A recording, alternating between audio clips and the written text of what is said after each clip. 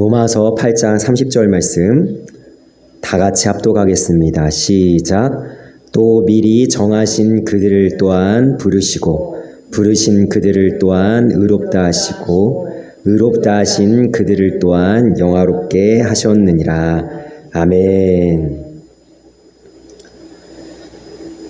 우리가 그 지지난주와 지난주 두 주에 걸쳐서 삼위일체 하나님에 대해서 우리가 했는데 삼위일체 하나님이 굉장히 어렵잖아요. 굉장히 어려운데 그 2주를 했던 그때보다 지금이 더 떨립니다. 오늘이.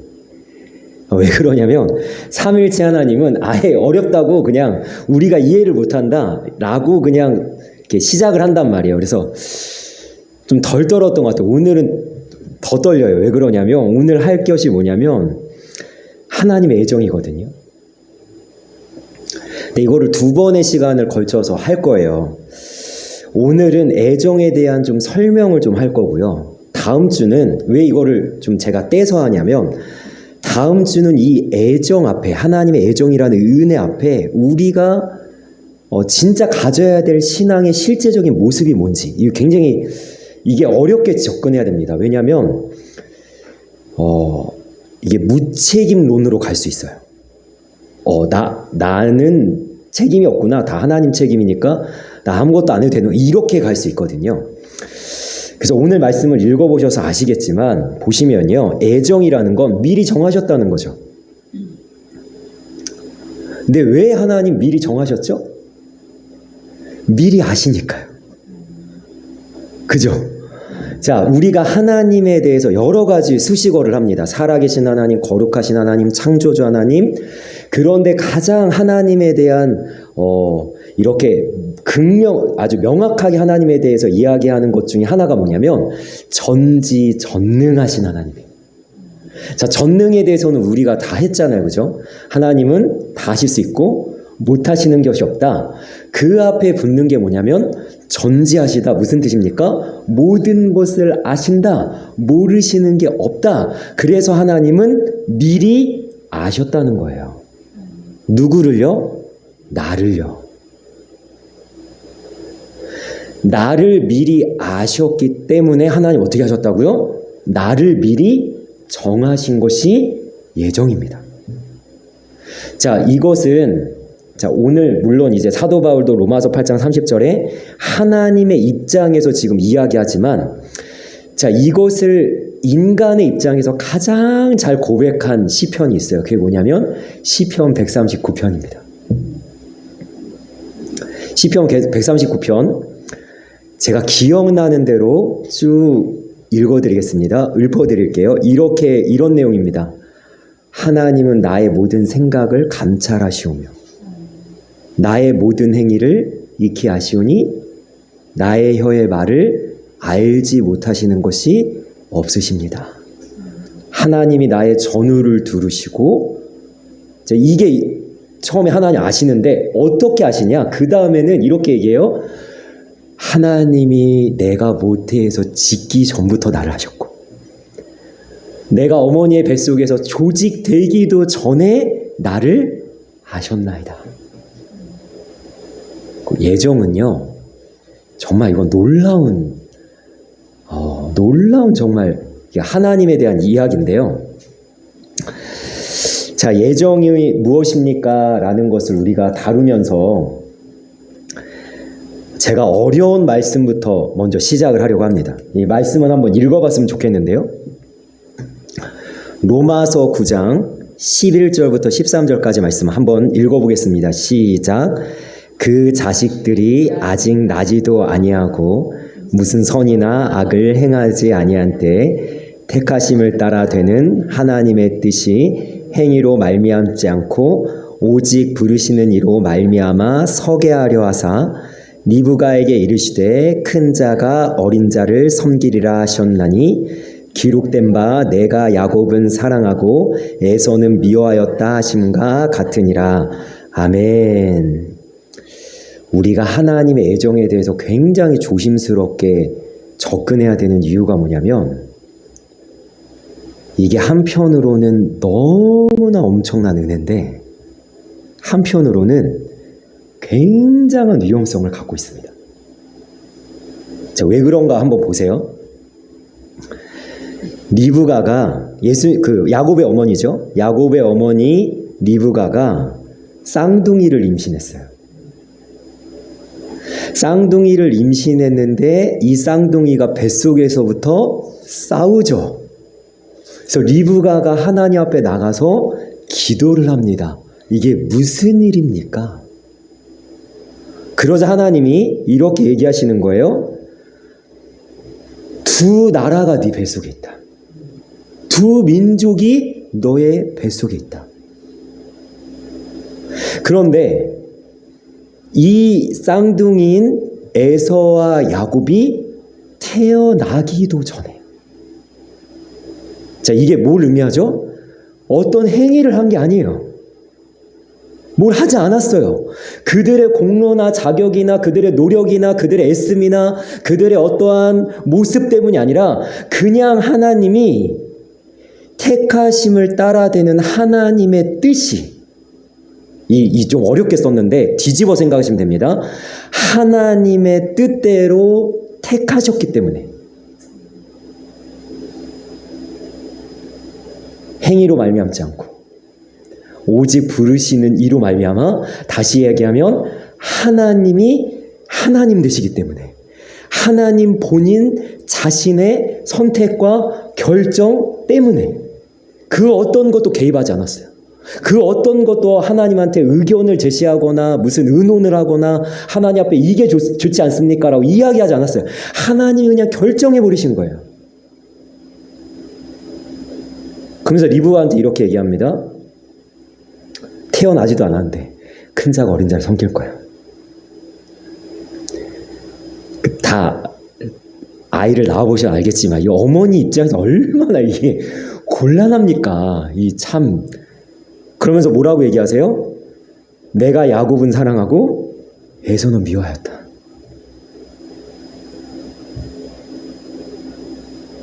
제가 이 말씀을 읽으면서 뭐라고 얘기했죠? 하나님의 애정은 한편으로는 너무 은혜라니까요. 왜냐하면 내가 야곱이라면 은혜라고요. 하나님이 나를 이렇게 정하셨다. 하나님 나를 선택하셨다. 하나님 나 구원하셨다. 그래서 하나님 앞에 있다. 내가 하나님의 자녀가 됐다. 내가 하나님 앞에 사용된다. 하나님한테 쓰임받는다. 내가 야곱과 같이 장자의 축복을 얻었다. 장자권을 얻었다. 예수님의 은혜 아래 내가 있다. 이거 은혜죠. 엄청난 은혜죠. 그죠? 내가 뭘 해서가 아니라, 내게 무슨 공로가 있어서가 아니라, 자격이 있어서가 아니라 그냥 하나님이 그렇게 나를 선택하시고 은혜를 주시고 구원하신 거죠. 근데 에서의 입장에서는요,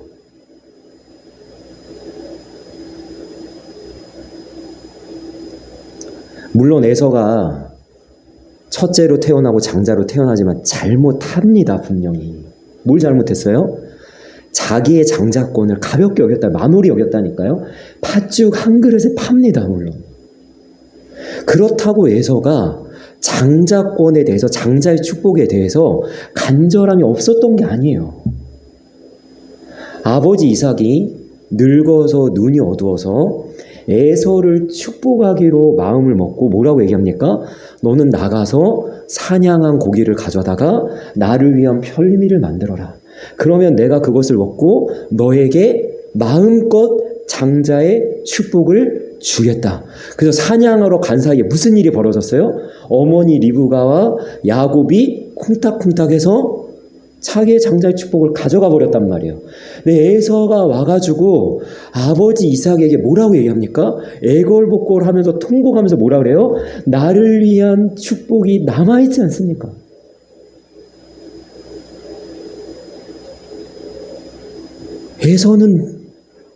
에서가 아무리 노력을 해도, 에서가 아무리 애를 써도, 에서가 아무리 이것을 후회하고 뉘우쳐도 하나님이 에서를 선택하지 않았다고요.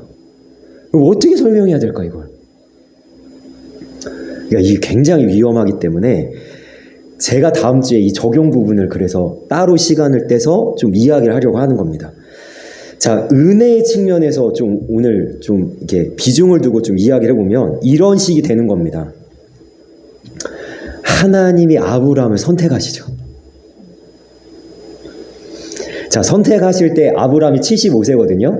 아브라함한테 내가 너를 선택할까 말까 물어보세요, 안 물어보세요? 안 물어보세요.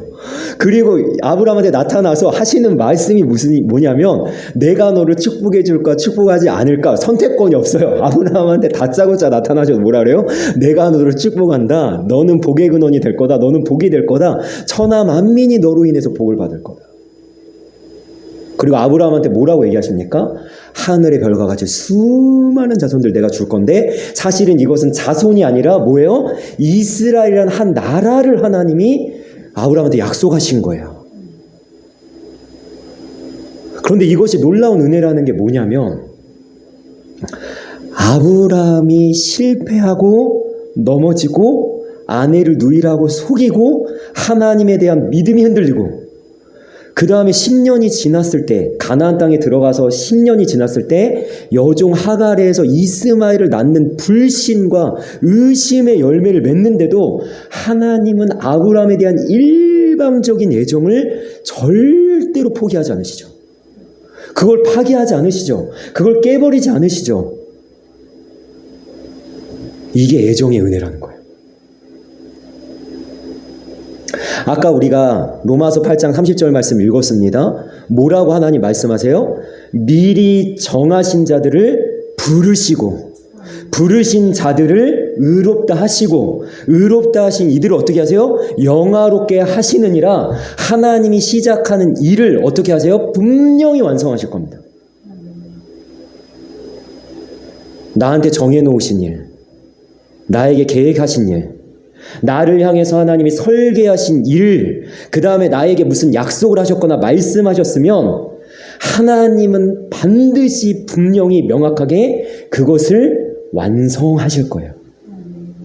이것이 하나님의 애정입니다. 절대 버리지 않고요. 절대 우리를 내버려 두지 않으시고요. 하나님의 자녀된 우리가 자녀들을 책임지듯이 그거보다 더한 사랑과 하나님의 결정으로 우리를 완성해 가실 거예요. 이것이 애정의 은혜입니다. 자, 보시면 자, 하나님의 애정은 이제 이렇게 되는 거예요. 하나님의 애정은 그의 뜻대로 정하신. 누구의 뜻이요? 하나님의 뜻이요. 여기에 내 뜻은 중요하지 않습니다. 내 뜻이 개입하지도 않아요. 하나님 정하시는 거예요. 그런데 어떤 계획이냐? 영원한 계획이세요.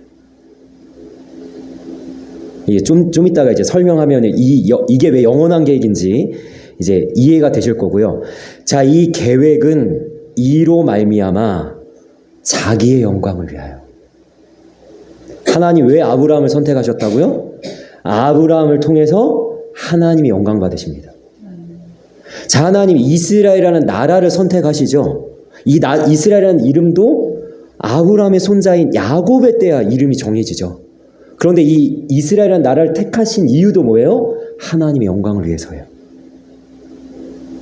내가 선택받은 이유, 내가 이 시간 이 자리에 있는 이유, 내가 하나님을 예배하며 하나님의 말씀을 듣는 이유, 내가 하나님의 말씀대로 살려고 하는 이유는 뭐예요? 하나님의 영광을 위해서예요.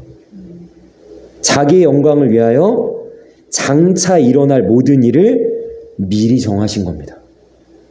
이것이 애정인데, 자, 애정에 대한 가장 놀라운 말씀은 바로 이 말씀이에요. 에베소서 1장 4절 5절입니다. 한번 읽어보겠습니다. 시작. 곧 창세 전에 그리스도 안에서 우리를 택하사 우리로 사랑 안에서 그 앞에 거룩하고 흠이 없게 하시려고 그 기쁘신 뜻대로 우리를 애정하사 예수 그리스도로 말미암아 자기의 아들들이 되게 하셨으니 아멘. 하나님의 애정에 대한 가장 놀라운 이 말씀은 왜 그런가? 우리를 언제 택하셨다고요? 창세 전에요. 그러니까 하나님이 전지하시다라는 것을 전제로 하면 그렇게 하지 않았다는 게 이상하죠. 아시는데. 그쵸? 제가 1980년대에 태어날 것을 언제부터 아셨어요? 창세 전에 아셨다니까요. 모르시는 게 이상한 거예요. 세상을 창조하기 전에 하나님이 우리를 향한 계획을 갖고 계셨어요. 엄청난 은혜죠, 이게. 이거를 뭐라고 표현해야 될까요? 형언할 수가 없는 은혜죠. 자, 더 나아가서 몇 가지 애정에 대한 말씀을 몇 가지 좀 살펴봅시다. 에베소서 1장 11절 말씀 읽겠습니다. 시작. 모든 일을 그의 뜻의 결정대로 일하시는 이의 계획을 따라 우리가 애정을 입어 그 안에서 기업이 되었으니. 아멘. 자, 모든 일이 하나님의 뜻의 결정대로 일하시는 계획을 따라 되어지는 거예요. 그러니까 지난주랑 연결되는 거죠. 일을 행하는 여호와, 그것을 지어 성취하는 여호와. 그런데 하나님께서 설계하실 때 언제부터 설계하신다? 창세 전부터 설계하신다. 자, 그러면 오늘 말씀에서 제가 이제 이 적용만 이야기하고 오늘 이제 마칠 건데요. 자, 이 하나님의 애정의 은혜는 자, 실제적으로 우리의 삶 가운데 어떤 고백을 하게 만드냐면 딱 하나입니다. 오늘 딱 하나. 그게 뭐냐면 우연은 없다는 거예요. 뭐라고요? 우연은 없습니다. 자, 두 개의 말씀을 우리가 함께 나눌 건데요. 열왕기상 22장 34절 말씀 한번 읽어보겠습니다. 시작. 한 사람이 우연히 활을 당기어 이스라엘 왕의 갑옷 솔기를 마친지라 왕이 그 병거 모는 자에게 이르되 내가 불쌍하였으니 내 손을 돌이켜 나로 군중에서 나가게 하라 하였으나. 아멘. 자, 여기서 지금 이스라엘 왕이라고 나와 있는 왕의 이름은 아합입니다. 아합은 제가 너무나 많이 설명을 해드렸는데 이스라엘 역사상 가장 악한 왕 중에 하나가 이 아합 왕이고, 이 아합 왕은 사실은 본인이 악하다기보다는 그의 왕비가, 아내가 너무 악합니다. 사실 아합은요, 악한 왕이긴 하지만 사실 마음이 좀 약하기도 해요. 그래서 어떤 날에는 그가 겸비합니다. 네가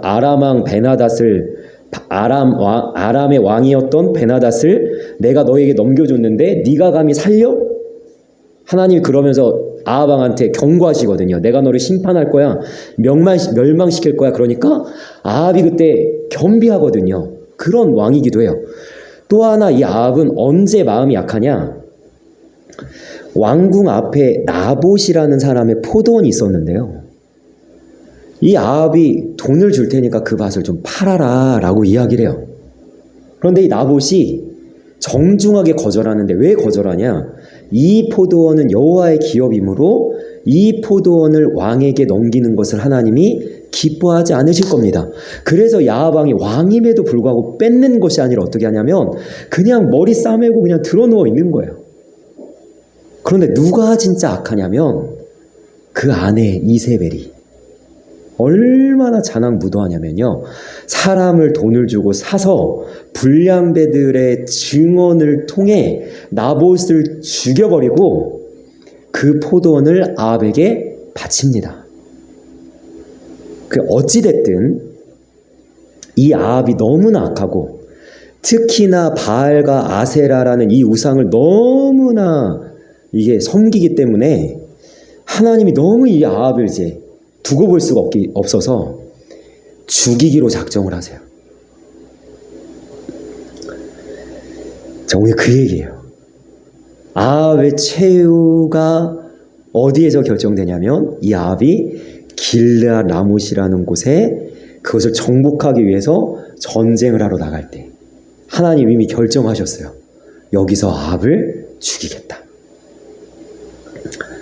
그래서 이 아합이요, 남유다의 그 여호사밧 왕이라는 왕이 있는데 제가 너무 좋아하는 왕이에요. 역대하 20장에 보면요, 이 여호사밧 왕이 진짜 멋진 왕입니다. 진짜 제가 가장 좋아하는 유다의 왕 중에 하나인데요. 이 왕이 여호와를 너무나 경외하고 잘 섬기긴 하는데 한 가지 흠이 뭐냐면 북이스라엘의 이 우상 숭배하는 왕과 친분을 가져요. 그래서 길르앗 라모스로 치러 갈 때 이 여호사밧 왕도 자기도 동행하겠다고 나섭니다. 그런데 여호사밧 왕은 하나님을 경외하잖아요. 그래서 길르앗 라못을 치러 가기 전에 여호와께 물어봅시다. 그러고 400명의 거짓 선지자들이 한 목소리로 올라가소서 차지할 것입니다 라고 거짓말을 하는 거예요. 근데 여호사밧 왕은요, 눈치를 챘어요. 이상하다. 그래서 진짜 참 선지자가 없습니까? 미가야라는 선지자가 드디어 하나님의 작정에 대한 얘기를 해줘요. 무슨 얘기냐? 아합 왕이요, 당신을 길르앗 라못에서 죽게 하기 위해서 천상 회의가 열렸습니다. 누가 아합을 깨어 길르앗 라못에서 죽게 할꼬. 자, 한 영이 하나님 앞에 이렇게 그 의견을 내놓습니다. 내가 거짓 선지자의 입에 들어가 거짓말로 아합을 꾀겠습니다. 그래서 하나님 이렇게 말씀하세요. 너는 꾀겠고 반드시 이루리라. 근데 미가야 선지자가 이 얘기까지 다 해준다니까요. 안 가야 되잖아요. 아합이 얼마나 교만하냐면 자기가 그럼에도 불구하고 길르앗 라못에서 반드시 승리할 거고 반드시 거길 정복할 거고 반드시 차지할 것을 믿었다는 거예요.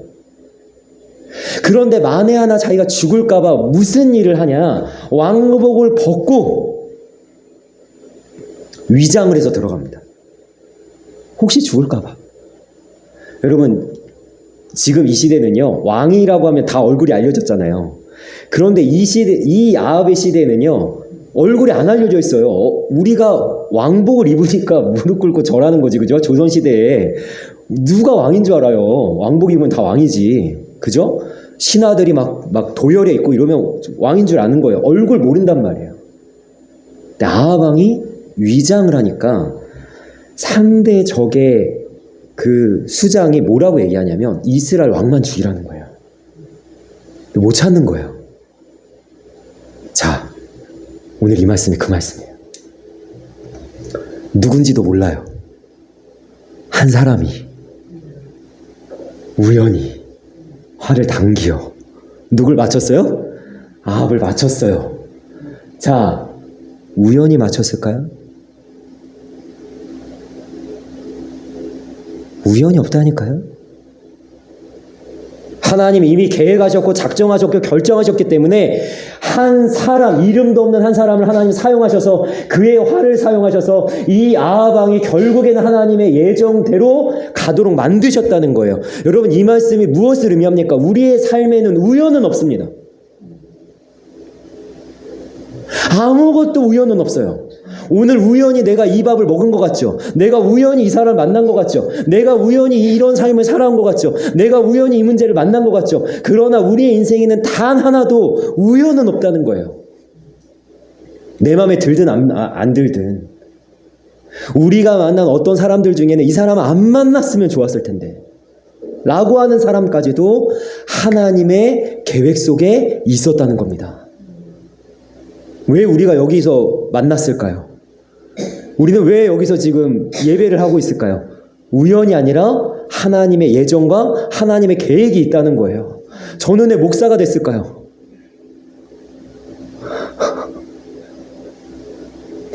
하나님이 예정하신 거예요. 제가 원하든 원하지 않든. 또 하나의 말씀을 보도록 하겠습니다. 룻기 2장 3절입니다. 한번 읽어보겠습니다. 시작. 룻이 가서 베는 자를 따라 밭에서 이삭을 줍는데 우연히 엘리멜렉의 친족 보아스에게 속한 밭에 이르렀더라. 아멘. 나오미라는 한 여인이 있었습니다. 엘리멜렉이라는 남편을 쫓아서 자기가 거하던 유대 땅 베들레헴에 기근이 있음으로 말미암아 모압 땅에 살려고 옮겨가요.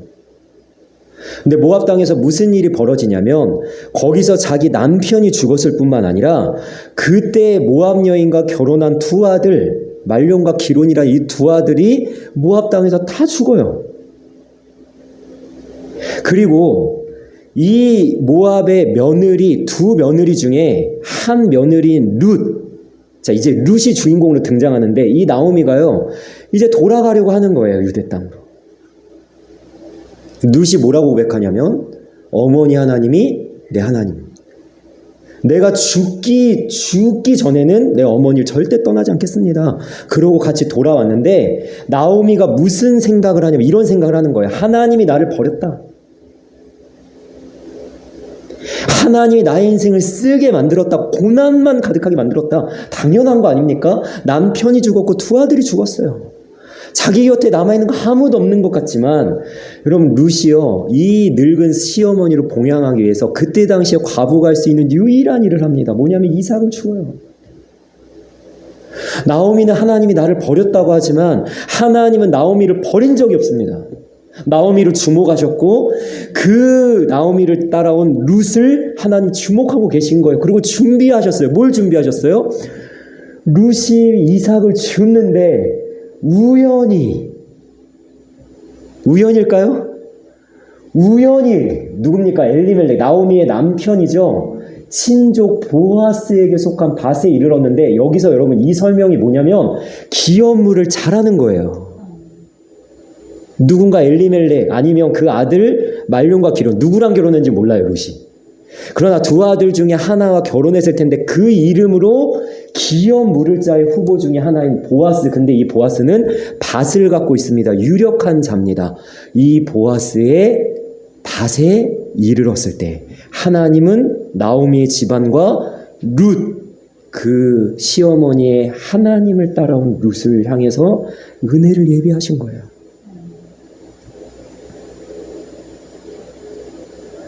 우리의 인생에 우연이라면 여러분 무슨 의미가 있습니까? 그런데 무신론자들은 뭐라고 얘기해요? 진화론자는 뭐라고 얘기합니까? 이 세상이 생겨난 것도 우연이고 네가 태어난 것도 우연이고 네가 그러한 인생을 살게 된 것도 우연이라고 얘기하는. 여러분 우연은 뭐냐면 가치가 없다는 거예요. 의미가 없다는 거예요. 우연히 생겼어요. 우연히 가면 그냥 우연히 가는 거죠. 어쩌다가 무심코. 그러나 하나님은 뭐라고 말씀하십니까? 내 계획 속에 내 예정 속에 우연은 없다는 거예요. 모든 것이 하나님의 은혜라고 고백하게 되는 겁니다. 왜 은혜죠? 선하신 하나님이 선하게 역사하고 계신다. 특히나 나오미와 룻의 인생을 책임지신 하나님이 나의 삶을 철저하게 책임지고 계신다라는 우리의 신앙의 고백을 하나님 듣고 싶은 거예요. 내가 너의 삶을 계획하고 있다. 내가 너의 삶을 이끌어가고 있다. 그래서 애정은요, 아주 간단하게 설명하면 이 그림인데요. 여러분 어렵게 되어 있지만 제가 설명을 해드리겠습니다. 여러분 보세요. 이 건축물은 무슨 의미냐면 우리가 알고 보고 느끼고 경험하는 모든 나타난 것들은 인류의 역사, 어떤 인물, 어떤 사건, 지금도 일어나는 어떤 일들은 자 모두 뭐예요? 하나님 설계하신 거예요. 내 마음에 들든 안 들든 야 왜 이런 일이 있어? 야 이런 일이 없었으면 좋겠는데 그런 일까지도 뭐예요? 하나님의 설계 속에 있다는 거예요. 그러니까 내 인생도 뭐예요? 나의 인생에 나타난 일, 내가 경험한 거, 내가 만나는 사람들, 내가 이 교회에서 신앙생활을 하고 있는 모든 일들이 내가 왜 이 사람과 결혼했지? 내가 왜 이 자녀들을 가졌지? 라고 할 때에 모두 하나님의 계획 속에 있었다는 거예요. 그래서 이것을 믿는 사람은요, 감사할 수밖에 없고 그 다음에 하나님 앞에 이 찬양으로 고백하게 되는 거예요. 하나님 한 번도 나를 실망시킨 적이 없다는 거예요. 로마서 8장 28절인가요? 하나님이 이런 말씀하시죠. 하나님을 사랑하는 자, 하나님의 뜻대로 부르심을 받은 모든 자들에게는 모든 것이 합력하여 선을 이루느니라. 선하신 하나님은 나의 모든 인생을 하나님의 애정 속에 선하게 반드시 결론적으로 최종적으로는 선한 열매로 선한 결론을 내리실 겁니다. 이것이 애정이에요.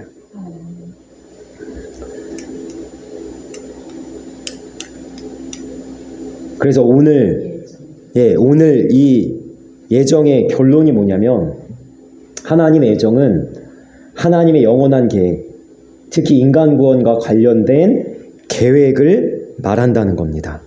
그래서 하나님의 애정에 대해서 우리에게 두 가지 말씀을 주셨는데요. 내가 말하였은즉 반드시 이룰 것이요, 계획하였은즉 반드시 시행하리라. 아멘. 그 다음에 이방인들이 듣고 기뻐하여 하나님 말씀을 찬송하며 영생을 주시기로 작정된 자는 다 믿더라. 아멘. 제가 이제 이것에 대해 이제 다음 주에 적용을 이야기하려고 합니다. 분명히 애정이 은혜인데, 자, 이 은혜를 오해하게 되면 우리가 조금 이제 잘못된 길로, 빗나간 길로 갈 수 있습니다. 그래서 그 부분에 대해서, 적용에 대해서 다음 주에 이야기하려고 합니다. 네, 오늘 이 시간에 기도하고 마치도록 하겠습니다.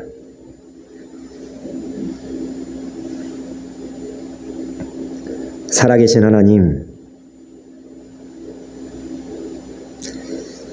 하나님이 모든 것을 설계하시고 계획하시고 애정하십니다. 하나님이, 하나님의 입장에서 보면 너무나 당연한 겁니다. 하나님은 모르시는 것이 없으시니, 다 알고 계시니, 하나님은 미리 아실 뿐만 아니라 그것을 미리 정하십니다. 하나님, 이 놀라운 하나님의 은혜 가운데, 이 구원 계획 가운데, 그리고 하나님께서 우리를 창세 전부터 택하셔서 이 놀라운 하나님의 섭리 속에 우리 하나님의 자녀 삼으시고, 하나님을 예배하는 자로 있게 하시고, 하나님의 말씀을 따라가는 자로 서게 하심을 너무나 감사합니다. 이것은 우리의 공로로 인한 것도 아니고 우리의 어떤 행위나 노력으로 인한 것이 아니라 오직 하나님의 하나님 되심, 하나님의 선택하심과 하나님의 계획하심 아래 우리가 있기 때문임을 고백합니다. 그러니 하나님만 찬양 받으시고 하나님께 우리가 감사하기를 원하며, 모든 것을 베푸신 하나님 아버지 앞에 모든 것을 은혜라고 우리가 하나님께 영광 돌리며 경배하는 삶이 되어지게 하여 주옵소서. 그래서 우리가 하나님의 이 놀라운 계획 속에 있으니 빗나가지 않게 하시고 벗어나지 않게 하시고, 오직 그 하나님의 말씀 안에서 이 믿음의 삶을 걸어갈 수 있도록 우리를 지켜주시고 우리를 인도하여 주옵소서. 감사하며 예수님의 이름으로 기도합니다. 아멘.